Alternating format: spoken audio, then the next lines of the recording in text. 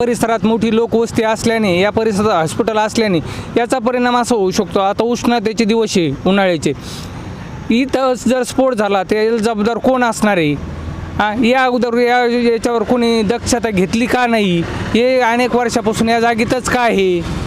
याच्यावर आत्तापर्यंत दक्षता घ्यायला पाहिजे होती। आणि ही गॅस एजन्सीचं गोडाऊन, साई आनंद गॅस एजन्सीचं गोडाऊन हे शेवगाव शहराबाहेर जायलाच पाहिजे होतं, पण याच्यावर आजपर्यंत कुठल्याही प्रकारची कारवाई झालेली दिसून येत नाही। मी प्रवीण शंकर खोमणे, राहणार एरणगाव, भागवत तालुका, शेवगाव, जिल्हा अहमदनगर।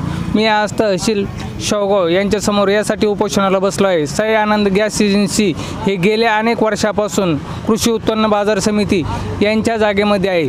ते या परिसरामध्ये मोठी लोकवस्ती असून या परिसरामध्येच हॉस्पिटलसुद्धा आहे। यांनी तात्काळ गॅस गोडाऊन हे शेवगाव शहराच्या बाहेर नेलं पाहिजे। यासाठी मी दिनांक 21/5/2024 रोजी माननीय जिल्हाधिकारी साहेब यांना निवेदन दिले होते, पण निवेदनात कुठलीही कारवाई न झाल्याने आज 30/5 पासून मी तहसील कार्यालयासमोर उपोषणाला बसलो आहे।